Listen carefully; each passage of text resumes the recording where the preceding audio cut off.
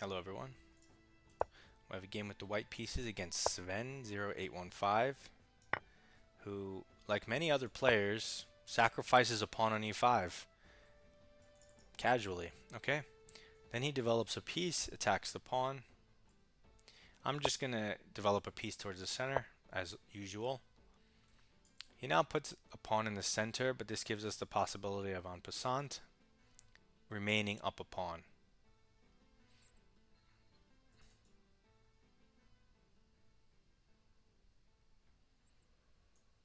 Let's do it. Now for the rest of the game, we're just up a clean pawn. We have a win condition. We just have to make sure that this extra development we just gave him doesn't hurt us. So let's just put a pawn in the center and develop our bishop and get castled. So he develops a piece attacking our pawn. I'm going to develop a minor piece towards the center, defend the pawn. He now moves the same piece twice, which I like to see. Huh? Doesn't threaten anything, so it's weird.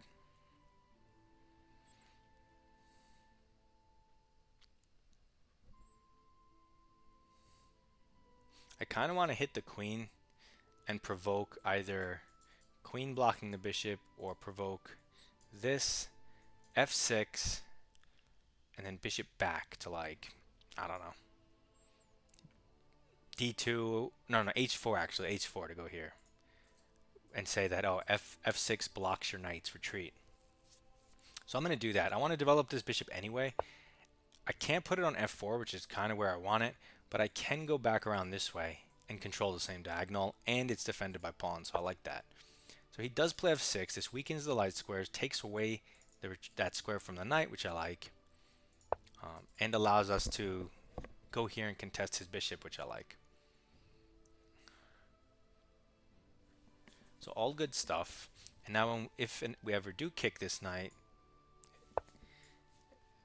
I guess it'll go to the center. So he castles, but now we can develop for free, which I like. Bishop to c4, check. Because it's a free move, we get it in. He goes to the side. Okay, we could continue with our plan. I think we probably should. Just take control over this diagonal. Don't give him anything. We can always then castle. We also have this nice d5 square for a knight or any other piece. And we're just up a pawn. So this guy's playing well, considering, aside from move 1. So he takes our bishop, but I don't like this by him because we take back and open our rook. We haven't castled yet. And his king is kind of weak because he played f6, which weakens the light squares. But he takes our queen, so we take back and develop simultaneously. But now without queens, and he gave the dark square bishop trade. I mean, he's not going to really be drumming up any play on our king. So he's just down a pawn. He has to try to win it back. I mean, yeah, I guess. But with the queen was also defending c7. So now when our knight goes into the center, it's going to have much greater effect. His bishop doesn't have anywhere to move, which is very annoying for him. That's why he decides to go this way. How does he defend this pawn, though? Like knight in this center. He can't go here because of the discovery.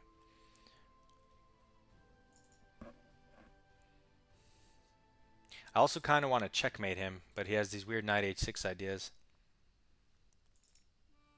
Like I could lift my king, and if he goes knight back or something, I could take with check.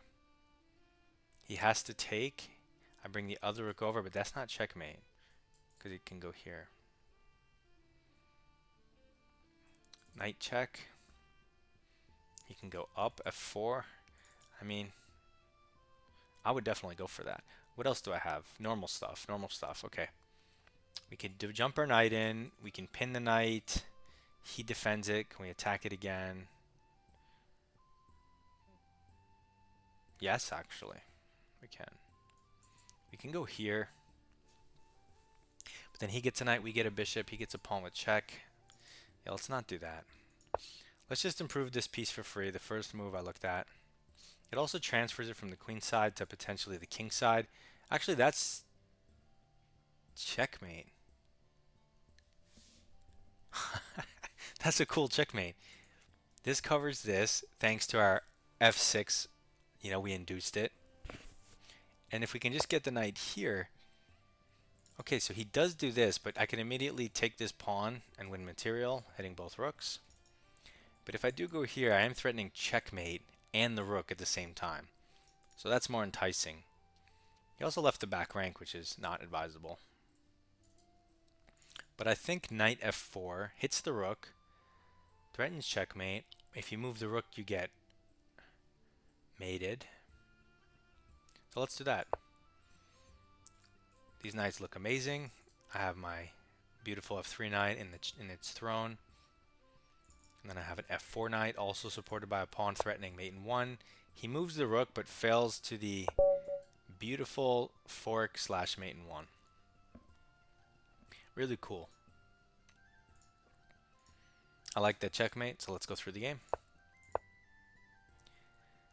Okay, so this is the England gambit, I guess. I don't know what the follow-ups are, though, so that's... He played the first move of the England gambit. Now we just develop and center. It says it's +1 already, but we are up a pawn, so that makes sense. Okay, so you can take or you can develop your bishop, or you can bring out another piece, which makes sense. So we just take, and there are some games here in the Masters database. He recaptures, and we have a 93% game, all zeros, 1 inaccuracy. If e4 is an inaccuracy, I mean, I can live with this. So we just go there, center and development, because it makes sense. Development and center. Development. And I'm inducing one of 2 bad moves. So he plays one of them. Force move, it's +1.2. He castles, the most natural move, but +1.5. So it's very hard to play for black. We just develop and center for free. And then we improve a piece for free, because trades, especially this, his best piece, his best minor piece, which would then release the queen behind it for trades, it's threatening to go into an endgame a pawn down for him, which is just losing, so this is a threat and a great improving move. He takes, we take, it's +2. We now have great development towards his king. Force move, +2.6. It's as if we're up a piece. And this may look to like, why are we still crushing? Okay, we're up a pawn, but I mean, he's got normal stuff. His position isn't too ugly, right? So what's the problem? Well, the problem is this open rook causes, and this open f pawn causes serious problems for his king. And we have our rook to the center first. His knight is misplaced. It's never going to do anything here. His bishop can't go anywhere. Literally has no moves, so lots of problems. Then we just improve a piece for free. It goes from +3, and I said you can't defend the pawn. I don't even think I would have taken it. I think I would have just done something more active, because I don't want to waste a turn taking it. He kicks me. I have to move it. Now he's lined up with my pieces. Like, why deal with that, right? But then he goes here, and it's immediately +6. And we go here threatening checkmate or winning the rook. At the moment, it's not checkmate because he can put the king behind the rook, which wasn't possible before. But then you lose the rook, so most people will just see the rook is being hit, they'll move it, and mate in 1, thanks to the pin. And thanks to staying flexible and delaying castling for one more turn than than usual, to allow for possibilities like this. So you don't have to castle immediately. You can try to figure out when the best time to castle is. and what the true purpose of castling actually is. It's not just something you do. Um, Hopefully that makes sense, and you like the checkmate. Submit your rapid games in my Discord. Good luck in your chess.